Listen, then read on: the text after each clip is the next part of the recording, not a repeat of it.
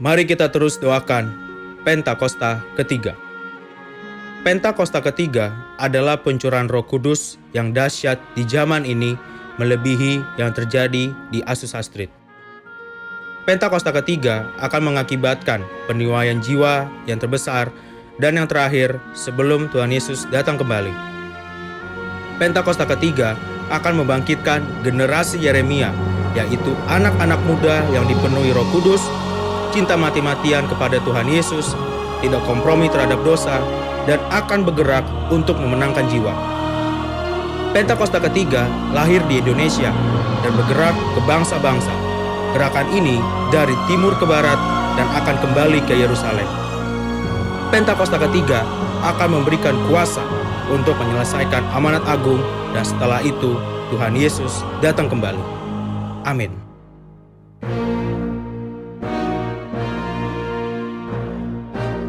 Restorasi Pondok Daun. Prajurit-prajurit Tuhan yang gagah perkasa, yang mempunyai gaya hidup, doa, pujian, dan penyembahan bersama-sama dalam unity siang dan malam, yang melakukan kehendak Bapa pada zaman ini.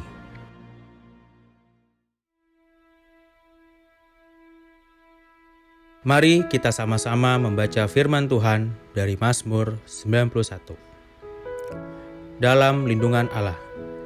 Orang yang duduk dalam lindungan yang maha tinggi dan bermalam dalam naungan yang maha kuasa akan berkata kepada Tuhan, tempat perlindunganku dan kubu pertahananku, Allahku yang kupercayai.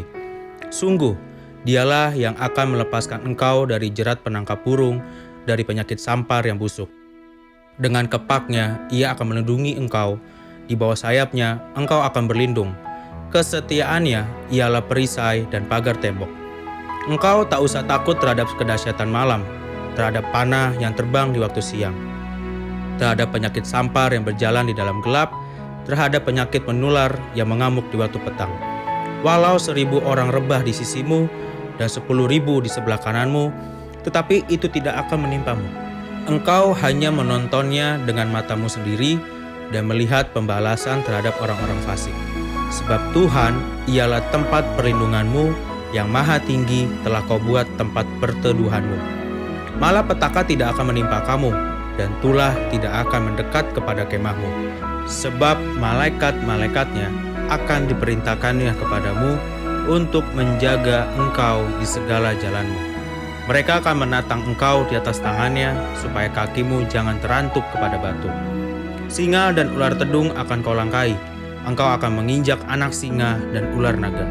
Sungguh, hatinya melekat kepadaku, maka aku akan meluputkannya. Aku akan membentenginya, sebab ia mengenal namaku. Bila ia berseru kepadaku, aku akan menjawab. Aku akan menyertai dia dalam kesesakan. Aku akan meluputkannya dan memuliakannya. Dengan panjang umur akan kukenyangkan dia, dan akan kuperlihatkan kepadanya keselamatan daripadaku.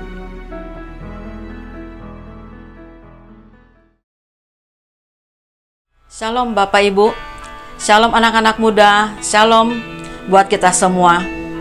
Mari kita persiapkan hati, pikiran supaya fokus dalam kerajaan Allah. Sebelum kami beribadah, mari kita berdoa dalam nama Yesus. Uriabata kanaralabaya sikididi kararabapap. Roh Kudus, mari Roh Kudus lawat kami. Urapi setiap kami Tuhan, anak-anak-Mu yang sedang duduk diam untuk menyembah, memuji, mengagungkan Engkau. Berikan hati kami untuk selalu memuji nama-Mu ya Tuhan. Kiaralabata kanaralabaya sikididi kararabapap. Kiaralata kanaralabaya sikididi kararabapap. Biar di ibadah ini Tuhan, kami benar-benar mengalami perjumpaan dengan Engkau, sehingga kehidupan kami diperbaharui di dalam Kristus. Terima kasih Tuhan, terima kasih. Kami mau bawa Tuhan Bapak Gembala Pembina kami, Bapak Insinyur Dr. Niko Nyoto Raharjo, dan keempat wakil beserta keluarga besar mereka. Berkati Tuhan Gembala Pembina kami ini dengan kasih-Mu yang ajaib, dengan urapan yang lebih lagi Tuhan. Bapa, terima kasih. Kesehatan, perlindungan ada dalam kuasa-Mu Tuhan dalam kehidupan mereka. Terima kasih Tuhan, terima kasih. Kami juga berdoa buat Bapak pembina kami, Bapak Gembala Rayon kami, Bapak Wiwiko Mulyono. Tuhan, lawat dengan kedua wakilnya supaya mereka tetap unity. Ora Bapa Patakanara Baya Sikididi Karara Bapa beserta keluarga besarnya. Mari Roh Kudus jamah setiap pemberitaan firman Allah yang mereka beritakan tidak pernah kembali dengan sia-sia. Dan kami percaya Tuhan, gereja Lipo Cikarang semakin diperluas karena ada kuasa urapan bekerja dengan dahsyat dan ajaib. Bapak, terima kasih. Kami juga mau berdoa buat Bapak Gembala kami, Bapak Riki Budianto, dan juga Ibu Linda Kristiani Tuhan, beserta kedua anak mereka. Mari Roh Kudus tuntun keluarga ini untuk lebih lagi. Tuhan, Engkau pakai mereka, Engkau pakai mereka dengan luar biasa Tuhan Yesus. Kiaralah Bapak Patakan kiranya Tuhan, gambaran Allah tercermin lewat kehidupan Bapak Riki dan Ibu Linda Kristiani, beserta dengan Ibu Pandang dan juga Ibu Lindali. Berkati Tuhan Ibu Mita dan kedua anaknya Evi Egi Bapa. Biar kesehatan perlindungan Allah sempurna atas mereka. Terima kasih Tuhan, terima kasih. Kami terus berdoa Tuhan Yesus karala batakan arala bayasi di tahun integritas ini Bapa. Biar gerejamu Tuhan GBI Rayon 8 Grand Wisata semakin mengasihi Tuhan, semakin diubahkan, semakin cinta Tuhan, sehingga pada waktunya ya Allahku, ora Bapa tubuh Kristus yang ada di Grand Wisata semakin serupa dengan gambaran Allah, sehingga cerminan Kristus ada pada setiap jemaatmu Tuhan, sehingga orang-orang boleh melihat Engkau di setiap pribadi anak-anakmu ya Bapa. Karara takanaya sekedede karara Bapa Papa, ora batakan arala baya sekedara Bapa, pakai Tuhan gereja Grand Wisata untuk menjadi Tuhan ora bagaram, ora batakan arala baya sebagai lingkungan yang ada, sehingga kami boleh mendapatkan jiwa-jiwa yang haus dan lapar akan Engkau. Terima kasih Tuhan, terima kasih. Berkati anak-anak sekolah minggu, berkati Tuhan God's DNA, berkati juga tim church Tuhan beserta pengajar-pengajarnya. Kiranya Tuhan setiap pengajarnya Tuhan diberkati, diurapi, sehingga setiap firman yang jatuh di anak-anak muda, firman yang sampai di anak-anak tim church maupun anak sekolah minggu Tuhan tidak pernah kembali dengan sia-sia. Anak-anak muda tim church Tuhan God's DNA semua diberkati dalam nama Yesus. Mereka semakin cinta Tuhan, mereka semakin Tuhan Yesus menjadi dampak dimanapun mereka berada. Ora Bapa, terima kasih Tuhan, terima kasih. Haleluya, Roh Kudus, haleluya, haleluya. Kiarala batakan arala bayase kedede karara Bapa Papa takan arala bayase. Kami terus bawa bangsa Indonesia ke dalam tangan-Mu. Tuhan, berkati bangsa Indonesia. Biar Indonesia ada shalom, tidak ada kekacauan, tapi ada damai, sejahtera, sukacita Allah mengalir atas bangsa kami di dalam nama Yesus. Tuhan, mengurapi, memberkati Bapak Presiden dan Wakil Presiden. Tuhan, jamah dalam menangani COVID-19 ini Tuhan, bekerja sama dengan TNI, Polri, dengan kedokteran rumah sakit, semua dapat terselesaikan dengan sempurna, sebab ada tangan Tuhan yang mengurapi dari Bapak Presiden, Wakil sampai kepada tim medis. Tuhan, berkati rumah sakit, orang Bapak supaya mereka menangani setiap pasien dengan benar, dengan roh takut akan Allah. Terima kasih Tuhan, terima kasih. Kami memberkati juga bangsa Indonesia, tidak ada resesi Bapa, tapi Indonesia ada dalam kelimpahan, sebab tangan Tuhan yang memberkati bangsa ini. Ada banyak orang-orang yang berdoa di bangsa Indonesia ini Tuhan. Kami percaya Tuhan, Engkau Allah yang mendengarkan setiap doa kami.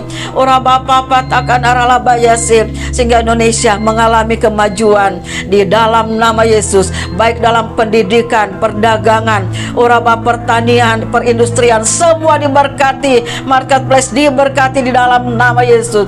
Terima kasih Tuhan, terima kasih. Engkau memberkati ibadah 1, 2, dan 3 di dalam nama Yesus. Setiap kami mengalami Engkau. Terima kasih Tuhan, terima kasih. Segala pujian, syukur, hormat, dan kemuliaan hanya kepadamu ya Bapa, kami kembalikan. Di dalam nama Yesus kami berdoa. Haleluya. Amin. Shalom, jemaat Grand Wisata yang ada di rumah, saya percaya hari ini saudara sangat luar biasa. Biarlah hatimu, pikiranmu tetap berfokus kepada Tuhan, karena saat ini kita akan memuji dan menyembah Tuhan. Kita akan menaikkan pujian syukur bagi Tuhan. Biarlah segala pujian, kemuliaan hanya bagi Engkau Tuhan. Haleluya. Terima kasih Tuhan.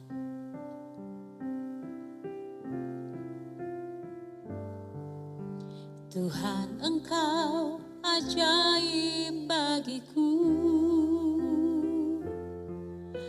Tak ada yang tak mungkin bagimu.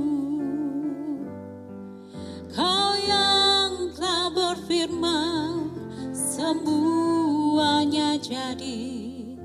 Tuhan, Engkau ajaib bagiku. Tuhan, Engkau ajaib bagiku. Tak ada yang tak mungkin bagimu. Semua yang ku saksikan perbuatan tanganmu. Tuhan, Engkau ajaib bagiku. Sungguh ku percaya tiada yang mustahil. Mujizat masih ada dalam hidupku. Sembuhkan sakitku, pulihkan jiwaku. Mujizat masih ada bagiku. Katakan Engkau Tuhan ajaib bagiku. Tuhan, Engkau ajaib bagiku. Tak ada yang tak mungkin bagimu. Kau yang telah berfirman dan semuanya jadi. Tuhan, Engkau ajaib bagiku. Tuhan, Engkau ajaib bagiku. Tak ada yang tak mungkin bagimu. Semua yang ku saksikan perbuatan tanganmu. Tuhan, Engkau ajaib bagiku. Katakan sungguh ku percaya. Tiada yang mustahil, ya. Mujizat masih ada dalam hidupku. Sembuhkan sakitku, pulihkan jiwaku. Mujizat masih ada bagiku. Sungguh ku percaya, sungguh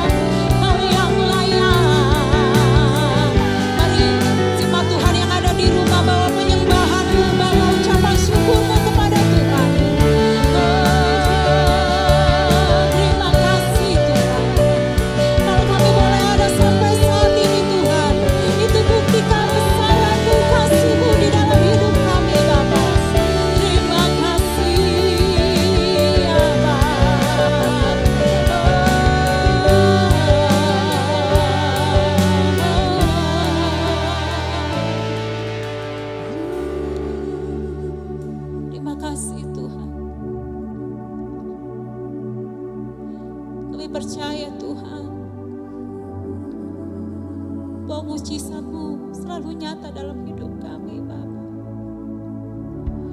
Karena bagi-Mu tidak ada yang perkara yang mustahil Bapa. Bagi-Mu tidak ada perkara yang sukar di mata-Mu Tuhan. Engkau Allah yang dahsyat, Engkau Allah yang luar biasa bagi hidup kami.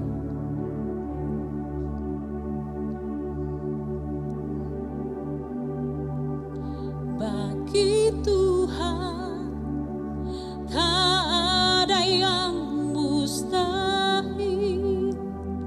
Bagi Tuhan tak ada yang tak mungkin. Mujizat-Nya disediakan bagiku. Ku diangkat dan dipulihkannya. Bagi Tuhan tak ada yang mustahil. Bagi Tuhan tak ada yang tak mungkin. Mujizat-Nya disediakan bagiku. Ku diangkat dan dipulihkannya. Bagi Tuhan tak ada yang mustahil. Bagi Tuhan tak ada yang tak mungkin. Mujizat-Nya disediakan bagiku. Ku diangkat dan dipulihkan bagimu Tuhan.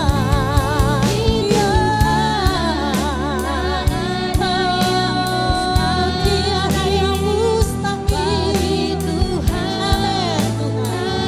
Ada yang tak mungkin. Mujizat-Nya disediakan bagiku. Ku diangkat dan dipulihkannya.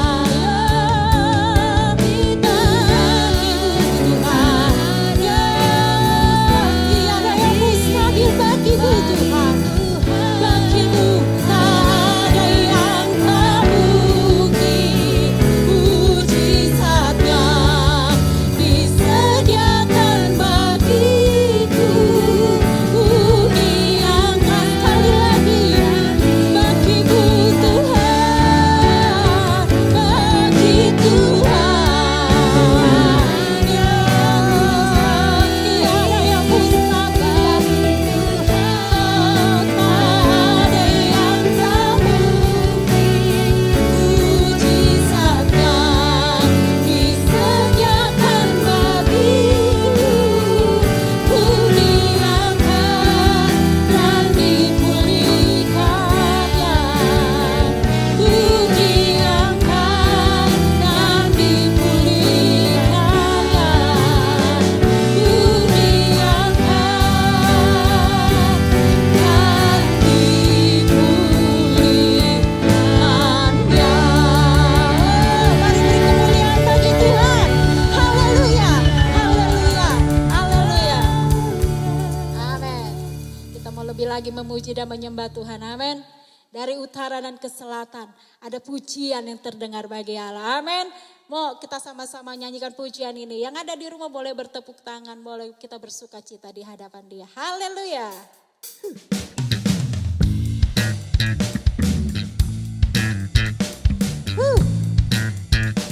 Amin. Yes. Yuk sama-sama katakan. Dari utara ke selatan, yes, terdengar pujian bagi Allah. Ya. Dari barat sampai ke timur, nama Yesus disanjung tinggi, dari pulau-pulau ya, lembah-lembah, gunung-gunung yang tinggi. Kemuliaannya disaksikan, kebesarannya diceritakan. Oh Yesus, nama Yesus disanjung tinggi, dari pulau-pulau, lembah-lembah, gunung-gunung yang tinggi. Allahku dahsyat berkuasa, seluruh bumi sujud menyembah, tinggikan namamu. Allahku dahsyat berkuasa, seluruh bumi sujud menyembah, tinggikan namamu.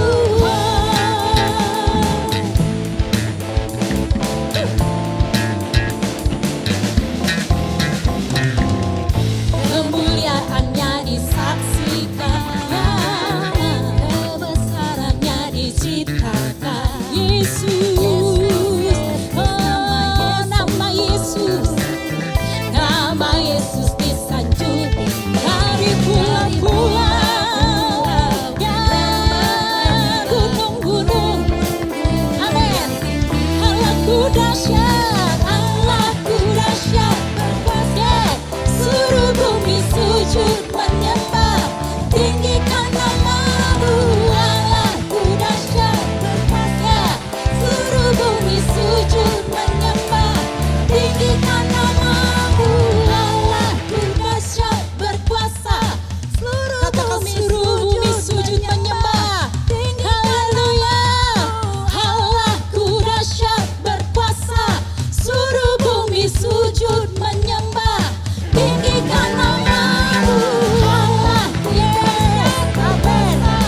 Seluruh bumi sujud menyembah, tinggikan namamu. Allahku dahsyat berkuasa, seluruh bumi sujud menyembah, tinggikan namamu. Tinggikan namamu, tinggikan namamu, tinggikan namamu. Dahsyat, haleluya. Beri kemuliaan bagi Tuhan, amin. Kita mau lebih lagi memuji dan meninggikan namanya, amin. Yes, tinggi namamu dipuji, biarlah segala kemuliaan hanya bagi Tuhan. Haleluya. Yuk kita sama-sama beri tepuk tangan bagi Tuhan. Namamu dipuji, hormat, kemuliaan, sorak dengan segenap hati, Raja keagungan.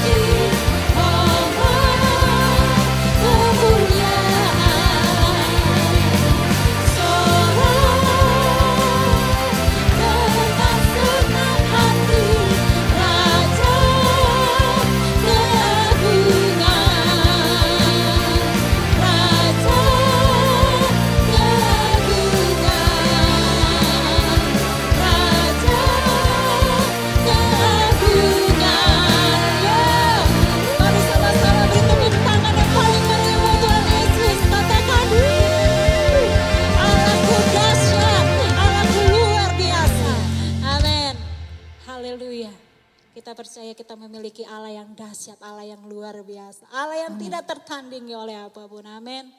Itu sebabnya kita tidak perlu takut akan apapun yang terjadi dalam hidupmu. Percaya bahwa Yesus selalu ada beserta dengan saudara dan saya. Di dalam setiap apapun dalam hidupmu. Jangan takut, jangan bimbang. Sebab Dia Allah penolong dalam hidupmu. Mari pejamkan matamu, buka hatimu. Dia ada di tempat. Tidak takut, Yesus. sebab Kau besertaku.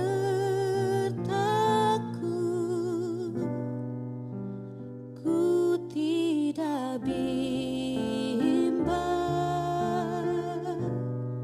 sebab Engkau Allahku. Engkau meneguhkan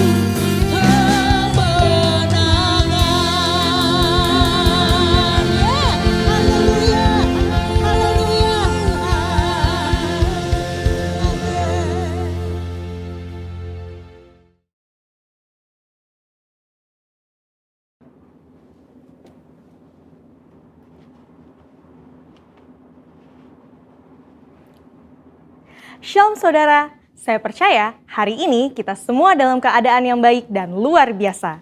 Voice of Pentecost kali ini akan mempelajari bahwa baptisan Roh Kudus itu sangat penting. Jika kita berbicara tentang identitas insan Pentakosta, maka pengajaran yang paling sentral adalah baptisan Roh Kudus. Ini merupakan hal yang menarik dan juga sangat penting untuk disimak. Karena baptisan Roh Kudus bukan saja sangat penting bagi pertumbuhan iman kita, tetapi juga sangat penting untuk menggenapi amanat agung Tuhan Yesus. Dalam pengakuan iman GBI, disebutkan bahwa baptisan Roh Kudus adalah karunia Tuhan untuk semua orang yang telah disucikan hatinya. Tanda awal baptisan Roh Kudus adalah berkata-kata dengan bahasa roh sebagaimana diilhamkan oleh Roh Kudus. Baptisan Roh Kudus yang dimaksud adalah pengalaman dipenuhi oleh Roh Kudus setelah seseorang lahir baru atau menerima keselamatan seperti yang dialami oleh para murid-murid Yesus. Berbahasa roh adalah tanda awal seseorang dibaptis Roh Kudus. Ini adalah pemberian dari Bapa kepada setiap orang yang percaya yang mau dan membuka hatinya. Kenapa penting untuk orang percaya mengalami baptisan Roh Kudus? Karena ada dua manfaat utama yang dapat dirasakan, yaitu yang pertama, kita akan hidup semakin intim dengan Bapa dan menjadi kuat di dalam Dia. Bahasa roh adalah pemberian dari Bapa agar kita bisa lebih intim di dalam persekutuan dengannya. Di dalam Roma 8 ayat 26, Paulus berkata bahwa roh membantu di dalam kelemahan kita berdoa. Ketika kita berdoa dengan akal budi, mungkin ada hal-hal yang tidak terucap atau keluhan-keluhan yang tidak tersampaikan. Nah, berbahasa roh mengeluarkan keluhan-keluhan terdalam kepada Bapa secara langsung. Bukankah ini sebuah persekutuan yang indah? Berbahasa roh juga penting di dalam membangun kekuatan rohani kita. Di dalam 1 Korintus 14 ayat 4 dikatakan, siapa yang berkata-kata dengan bahasa roh, ia membangun dirinya sendiri. Berbahasa roh itu seperti membangun kekuatan rohani dari dalam, membangun iman kita. Kalau iman kita kuat, rohani kita kokoh dari dalam, maka serangan dan tekanan apapun dari luar akan sanggup kita hadapi. Seperti Paulus yang mengalami banyak tekanan dan penderitaan di dalam melayani Tuhan. Dia pernah 5 kali disesah orang Yahudi, 3 kali didera, 1 kali dilempari batu. 3 kali mengalami kapal karam bahkan terkatung-katung di lautan. Bagaimana dia bisa kuat menghadapi itu semua? Saya percaya kehidupan yang intim dengan Roh Kudus memberikan kekuatan dari dalam untuk terus melayani. Manfaat berbahasa roh yang kedua, kita mendapatkan kuasa serta keberanian untuk menginjil dan menyelesaikan amanat agung. Dalam kitab Kisah Para Rasul, ada pola yang berulang-ulang terlihat. Orang yang dipenuhi Roh Kudus diberi keberanian untuk menginjil. Dalam Kisah Para Rasul 4 ayat 8, tertulis, Petrus dalam kepenuhan Roh Kudus bersaksi dengan berani mengenai Yesus. Apa respon orang Saduki? Ayat 13 mencatat, sidang itu melihat keberanian Petrus dan Yohanes. Sesudah insiden di sidang itu, para murid berkumpul untuk berdoa. Dan Kisah Para Rasul 4 ayat 31 mencatat, mereka semua penuh dengan Roh Kudus, lalu mereka memberitakan firman Allah dengan berani. Wow, para murid yang dipenuhi Roh Kudus bukan saja diberi kuasa untuk melakukan tanda dan mujizat, tetapi diberi keberanian untuk memberitakan firman Allah. Keberanian dari Roh Kuduslah yang kita perlukan untuk menyelesaikan amanat agung di era Pentakosta ketiga ini. Roh Kudus punya kuasa yang besar dalam hidup kita. Yesus sendiri memberi peringatan keras kepada mereka yang menghujat Roh Kudus di Matius 12 ayat 32. Kata menghujat di sini memiliki arti sempit dan arti luas. Dalam arti sempit, orang-orang ini digambarkan sebagai mereka yang tidak percaya kepada kuasa Roh Kudus, sehingga di dalam hidupnya kerap merendahkan dengan kata-kata dan perbuatan. Arti luas dari menghujat adalah saat seseorang menolak karya Roh Kudus dalam hidupnya. Dia mungkin melihat tanda dan mujizat dilakukan, pemberitaan Injil diberikan, tetapi hatinya terus-menerus menolak suara Roh Kudus yang lembut. Sampai pada akhir hidupnya, dia menolak keselamatan dan tidak dapat diampuni lagi. Jangan sampai kita mendukakan Roh Kudus, apalagi menghujatnya. Mungkin ada saudara yang bertanya, bagaimana caranya agar saya bisa dibaptis Roh Kudus dan mendapatkan karunia berbahasa roh? Caranya adalah dengan meminta kepada Bapa yang baik. Yesus berkata, jika kamu yang jahat tahu memberi pemberian yang baik kepada anak-anakmu, apalagi Bapamu yang di sorga, Ia akan memberikan Roh Kudus kepada mereka yang meminta kepadanya. Sembari menantikan baptisan Roh Kudus, jangan pasif, tetapi teruslah berdoa, memuji, dan menyembah Tuhan dengan akal budi kita. Bapa pasti akan memberikan karunia Roh Kudusnya pada waktunya. Jadi, setelah mempelajari semua ini, pertanyaannya bukan haruskah kita dibaptis Roh Kudus, tetapi maukah kita dibaptis Roh Kudus? Mari terus bangun roh kita, buka hati kita sehingga kita dipenuhi Roh Kudus. Roh Kudus akan menguatkan kita dan memberi kita keberanian untuk menyelesaikan amanat agung di era Pentakosta ketiga.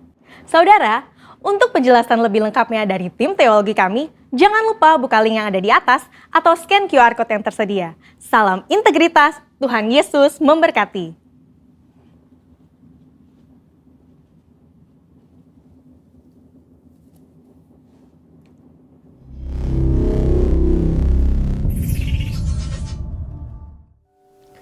Shalom Bapak Ibu, Saudara dikasihi Tuhan. Saya percaya kita semua sehat oleh karena kasih karunia anugerah dari Tuhan. Mari sebelum kita mendengarkan firman Tuhan, kita tundukkan kepala dan kita berdoa. Bapa, kami mengucap syukur buat anugerah salib-Mu dalam hidup kami. Kalau Tuhan sudah menyertai kami, memberikan kami kekuatan, kesehatan, dan memelihara setiap hidup kami, semua oleh karena kasih karunia anugerah dari Tuhan. Dan terima kasih Tuhan buat hari ini, buat hari yang penuh dengan sukacita. Biarlah kami sambut ketika kami mendengar firman-Mu, kami diberkati oleh Tuhan. Buka hati kami, konsentrasikan pikiran kami, sehingga kami pulang dari tempat ini pun kami diberkati Tuhan. Di dalam nama Tuhan Yesus kami berdoa, kami bersyukur. Amin, amin. Ya, Bapak Ibu Saudara, beberapa waktu yang lalu kita merayakan Jumat Agung dan Hari Raya Paskah.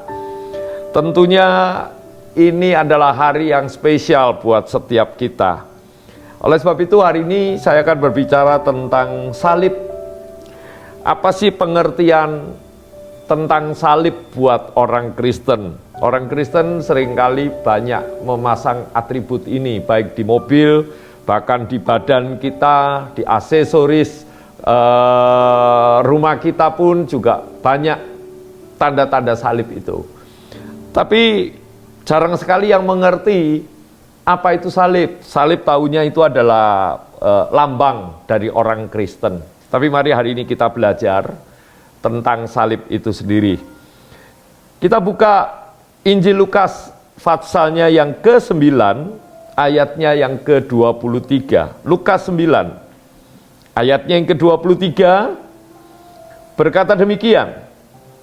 Katanya kepada mereka semua, setiap orang yang mau mengikut aku, ia harus menyangkal dirinya, memikul salibnya setiap hari, dan mengikut aku. Ini perkataan Tuhan Yesus sendiri. Katanya kepada mereka, setiap orang yang mau mengikut aku, ia harus menyangkal dirinya, memikul salibnya setiap hari, dan mengikut aku. Saya berikan satu tema minggu hari ini dengan judul salib itu kasih. Kenapa kasih? Karena salib, lambang salib itu satu ke atas, satu ke samping. Yang ke atas kita hanya mengasihi Tuhan kita, mengasihi Allah kita. Tapi sebelumnya Allah sudah terlebih dahulu mengasihi kita. Dan efek atau dampak daripada itu kita juga harus mengasihi sesama kita, kiri dan kanan. Oleh sebab itu saya berikan satu tema, salib itu kasih. Kenapa kok kasih? Karena kasih itu adalah senjata yang paling ampuh dan tidak ada lawannya. Kalau seseorang disakiti, kalau seseorang dikhianati, kalau seseorang dijahati, lalu orang itu membalas dengan yang jahat, maka pastilah dua-dua akan kalah. Tetapi kalau seseorang itu dijahati, seseorang itu disakiti, tapi orang yang dijahati dan disakiti itu membalasnya dengan kasih, maka saya yakin dan percaya kasih itu menjadi pemenang. Bapak Ibu Saudara yang dikasihi Tuhan, oleh sebab itu mari kita belajar, ada 3 hal yang saya mau ungkapkan tentang kasih. Yang pertama, kasih itu tidak membalas yang jahat dengan yang jahat. Matius 5 ayatnya yang ke-43, 44, 45 dan ayatnya yang ke-46. Matius pasalnya yang kelima ayat 43 sampai ayat 46. Demikian firman Tuhan, kamu telah mendengar firman, kasihilah sesamamu manusia dan bencilah musuhmu. Tetapi aku berkata kepadamu, yaitu Yesus yang berkata kepada kita, kasihilah musuhmu dan berdoalah bagi mereka yang menganiaya kamu. Karena dengan demikianlah kamu menjadi anak-anak Bapamu yang di surga, yang menerbitkan matahari bagi orang yang jahat dan orang yang baik, dan menurunkan hujan bagi orang yang benar dan orang yang tidak benar. Apabila kamu mengasihi orang yang mengasihi kamu, apakah upamu? Bukankah pemungut cukai juga berbuat demikian? Firman Tuhan ini mengarahkan kepada kita bahwa kita hendaknya berbeda dengan orang-orang yang ada di dunia ini. Karena apa? Karena kita ini disebut sebagai anak-anak Bapa. Sebab Bapa pun tidak pilih kasih, baik kepada orang yang jahat maupun kepada orang yang baik. Karena Bapa menerbitkan matahari bukan hanya untuk orang yang baik. Bapa memberikan hujan, Bapa memberikan banjir, itu juga bukan hanya untuk orang yang baik, tetapi Bapa memberikan hujan atau matahari atau banjir, semuanya untuk semua orang. Oleh sebab itu, kita mendapatkan satu pelajaran bahwa yang pertama, kasih itu tidak boleh membalas yang jahat dengan yang jahat. Kalau kita menghadapi orang yang baik lalu kita menjadi baik, orang lain pun juga demikian. Kalau orang lain membalas yang jahat dengan yang jahat, orang lain juga demikian. Tetapi kita harusnya, jikalau ada orang yang melempar kita dengan batu, hendaknya kita memberikannya roti. Saya yakin dan percaya bahwa pembalasan itu adalah haknya Tuhan, bukan hak kita. Ya, kalau tukang parkir mengatakan balas, itu karena dia tukang parkir. Saya bukan meremehkan tukang parkir, artinya tukang parkir di mana-mana agamanya apapun, dia selalu mengatakan balas. Bukan berarti harus membalas yang jahat dengan yang jahat. Itu cuma supaya arahnya yang diarahkan sama tukang parkir. Hal yang pertama, kita harus belajar bahwa janganlah kita membalas yang jahat dengan yang jahat. Bisakah kita? Harus, kudu, wajib. Bisa. Karena apa? Kalau kita mau dianggap sebagai anak-anak Bapa. Hal yang kedua,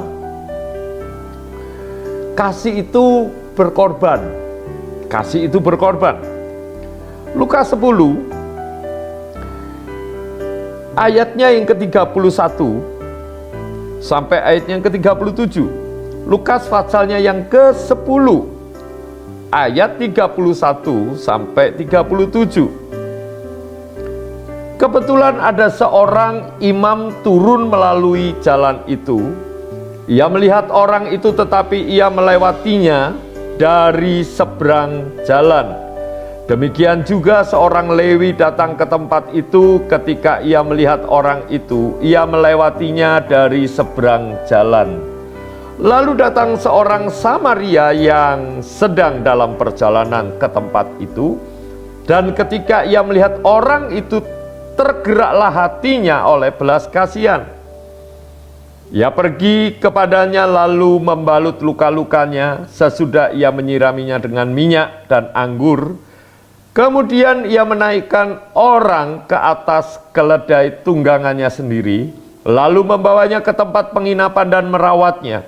Keesokan harinya ia menyerahkan 2 dinar kepada pemilik penginapan itu, katanya, rawatlah dia, dan jika kau belanjakan lebih dari ini, aku akan menggantinya waktu aku kembali. Siapakah di antara ketiga orang ini menurut pendapatmu adalah sesama manusia dari orang yang jatuh ke tangan penyamun itu? Jawab orang itu, orang yang telah menunjukkan belas kasihan kepadanya. Kata Yesus kepadanya, pergilah, perbuatlah demikian. Ini adalah sebuah kisah di mana ada seorang yang turun dari Yerusalem. Dia hendak turun, lalu dalam perjalanan dia dirampok habis-habisan. Lalu ada 3 orang yang lewat tempat itu. Yang pertama adalah imam, lalu Lewi, di mana kedua orang ini, imam dan Lewi ini, hanya melihat dan menyaksikan orang yang dirampok habis-habisan. Tetapi orang Samaria yang ketika lewat di situ, dia bukan saja mendatangi membalut, tetapi orang Samaria ini ketika dia datang lalu menyiraminya dengan minyak, lalu membalutnya dan menaikkan ke atas keledai tunggangannya, lalu membawa ke klinik kelihatannya kalau saat ini, kalau dulu namanya penginapan, dan berkata kepada pemilik penginapan ini, rawatlah dia, ini ada 2 dinar. Jikalau kurang, nanti besok aku akan datang dan aku akan menggantinya. Kasih itu berkorban, Bapak Ibu Saudara. Kalau kita melihat satu tayangan di YouTube, yaitu tentang Jim Yost. Jim Yost ini orang Amerika. Dia tahun 77, dia menikah dengan seorang wanita Amerika juga. Lalu bersepakatlah pengantin ini untuk datang ke Indonesia, tapi bukan ke Jakarta atau ke Surabaya, kota-kota besar, melainkan Jim Yost dan istrinya ini berbulan madu di Papua. Bukan kota Jayapura, bukan kota yang besar, tetapi di satu desa di suku Sawi. Ini desa yang sangat terpencil, yang belum mengenal peradaban, yang belum mengenal yang namanya hotel-hotel mewah, nggak ada di sana. Tetapi Jim Yost dan istrinya ini bersepakat, karena mereka berdua ini adalah hamba Tuhan, yang cinta kepada Tuhan dan juga cinta kepada sesama. Oleh sebab itu, cinta kasihnya itu diberikannya dengan dia berkorban, memberikan bulan madunya di Papua, di satu tempat, di satu desa, desanya suku Sawi. Lalu mereka menetap di sana sampai hari ini. Jadi mereka ini nggak pulang. Pulang mungkin berapa tahun sekali mereka pulang ke Amerika. Dan mereka ini punya 3 anak. Dan 3 anak ini semuanya wanita. Dan ketiga anaknya ini bahasa utamanya adalah bahasa suku Sawi. Dan bahasa kedua adalah bahasa Indonesia. Dan bahasa ketiganya adalah bahasa Inggris. Jim Yost dan istri dan ketiga anaknya ini menghabiskan waktunya untuk memberitakan kabar baik, untuk memberitakan Injil kebenaran, agar suku-suku yang ada di Papua ini diselamatkan. Jim Yost sudah menerapkan cinta kasihnya kepada sesama manusia, karena dia sudah menerima cinta kasih dari Tuhan. Dan dia balaskannya kepada sesama manusia. Berkorban, Bapak Ibu Saudara. Kalau kita melihat di sukunya orang Batak pun ada pahlawan-pahlawan iman, ya. Ada pahlawan iman, dan pahlawan imanlah yang dikenang oleh mereka. Hal yang ketiga, kasih itu berani praktek untuk mengampuni. bukan saja berteori, tetapi praktek mengampuni. Lukas 23, ayatnya yang ke-33 dan ayat ke-34. Ketika mereka sampai ke tempat yang bernama Tengkorak, mereka menyalibkan Yesus di situ dan juga kedua orang penjahat itu. Yang seorang di sebelah kanannya dan yang lain di sebelah kirinya. Yesus berkata, "Ya Bapa, ampunilah mereka, sebab mereka tidak tahu apa yang mereka perbuat." Dan mereka membuang undi untuk membagi pakaiannya. Bapak, Ibu, Saudara, Tuhan Yesus seringkali berteori tentang mengampuni, tentang kasih. Kasih itu mengampuni, ampunilah sampai berapa kali, 7 kali, 70 kali. Ini adalah teori daripada Tuhan Yesus. Apakah Tuhan Yesus cuma berteori? Tidak. Tuhan Yesus mempraktekkan ketika dia di atas kayu salib. Ketika dia sudah dianiaya, tubuhnya habis, hancur. Wajahnya hancur. Dan firman Tuhan mengatakan, sudah tidak lagi menyerupai manusia. Tetapi di atas kayu salib itulah Tuhan Yesus mempraktekkan tentang kasih. Sebab kasih inilah yang memang menguasai kehidupan Tuhan Yesus. Kasih inilah yang benar-benar sudah ada di dalam kehidupan Tuhan Yesus.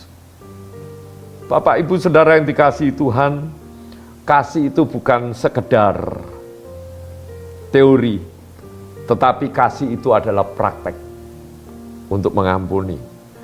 Kalau Bapak, Ibu, Saudara juga mendengar kisah pembunuhan yang pernah terjadi di Indonesia tahun 2004 atau 2005, saya lupa.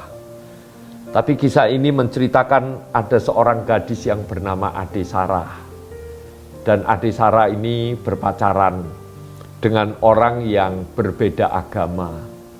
Bukan saja orang tuanya yang sudah menasehati, dan pada akhirnya Ade Sarah ini memutuskan untuk putus hubungan.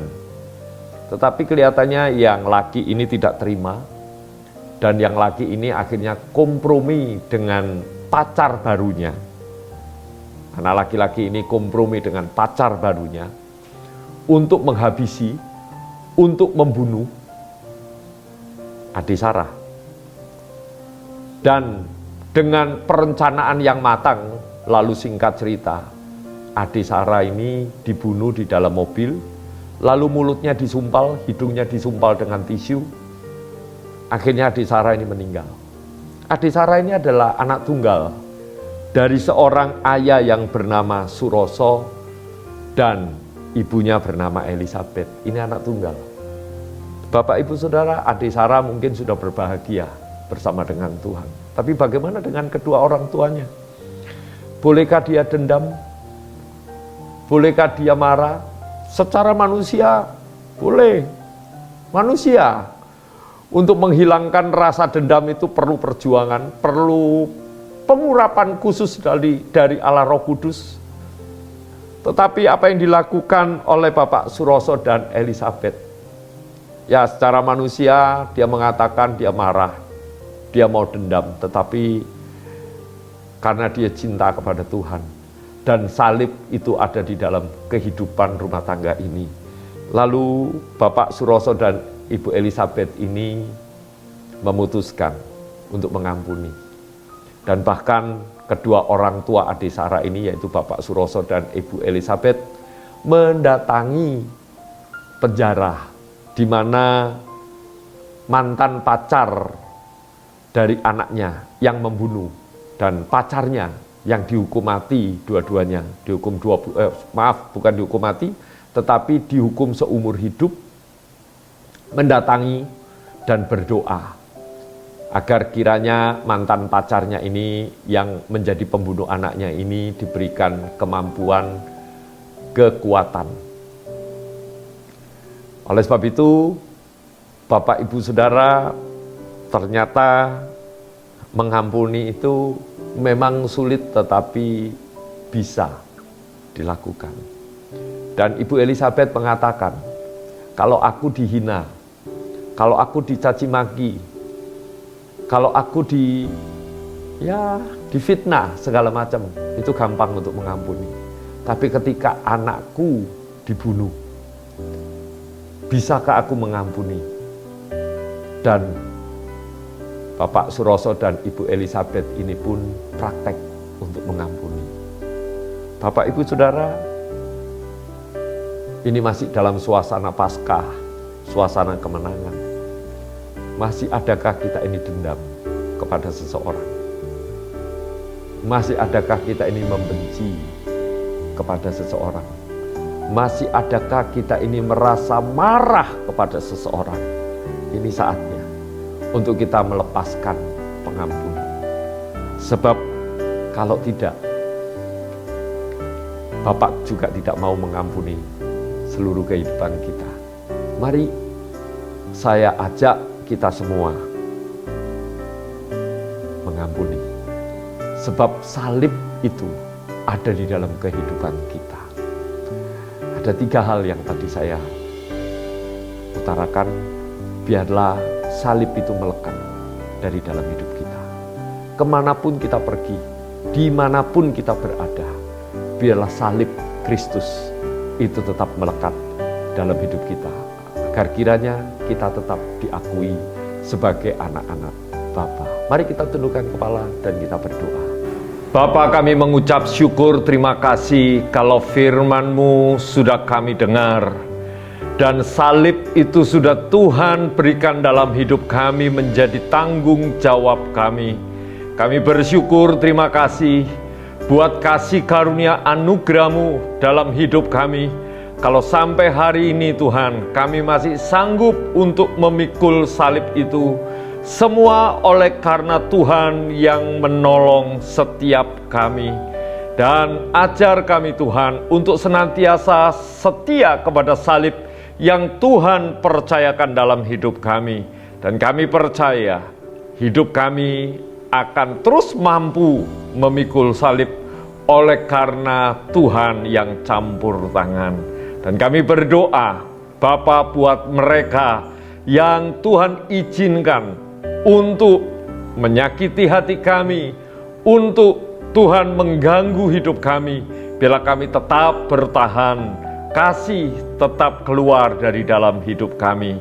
Karena Tuhan Yesus sudah memberikan contoh dan teladan, agar kiranya kami tetap setia dan Tuhan tetap mengakui kami sebagai anak-anak. Dan terima kasih buat hari ini firman-Mu yang sudah memberkati setiap kami. Terima kasih Bapa. Saat sebentar kami akan Tuhan beraktivitas kembali. Tuhan berkati kehidupan kami. Mari sekarang buka hati, angkat kedua tangan dan terimalah berkat dari Tuhan. Kiranya kasih karunia dari Allah Bapa, cinta kasih Tuhan kita Yesus Kristus, persekutuan yang manis yang indah dari Allah Roh Kudus, biarlah senantiasa menyertai, melindungi, memberkati kita semua hari ini sampai Tuhan Yesus datang menjemput setiap kita di awan-awan yang permai, bahkan sampai selama-lamanya. Yang percaya katakan amin. Amin. Tuhan Yesus memberkati kita semua. Selamat hari Minggu. Salam Bapak Ibu semuanya, puji Tuhan kita sudah memuji, mendengarkan firman Tuhan. Sebentar lagi kita akan memberikan persembahan kita. Persembahan dapat ditransfer ke nomor rekening yang sudah tertera di layar Bapak Ibu semuanya. Sebelumnya mari kita satu hati di dalam doa. Sungguh kami bersyukur Tuhan, hari ini kami boleh menikmati hadirat-Mu, memuji, menyembah Engkau, bersekutu dengan Engkau, serta mendengarkan kebenaran firman-Mu Tuhan. Terima kasih untuk kebenaran firman-Mu ya Tuhan, yang mengajar kami, mendidik kami, menguatkan kami, menghibur kami, menegur kami ya Tuhan. Urapi hamba-Mu lebih lagi ya Tuhan, yang Kau pakai hari ini, sehingga ke depan Tuhan, melalui hamba-Mu ini, banyak jiwa-jiwa diberkati, banyak jiwa-jiwa diselamatkan ya Tuhan Yesus. Terima kasih Tuhan, sebentar lagi kami memberikan persembahan kami. Berkati persembahan ini Tuhan, berkati tangan-tangan yang mengelola Tuhan, sehingga persembahan kami berguna bagi pelebaran kerajaan-Mu di bumi ini Tuhan Yesus. Terima kasih Tuhan, terima kasih. Kami siap memberikan persembahan kami. Hanya di dalam nama Tuhan Yesus Kristus kami sudah berdoa. Haleluya, amin.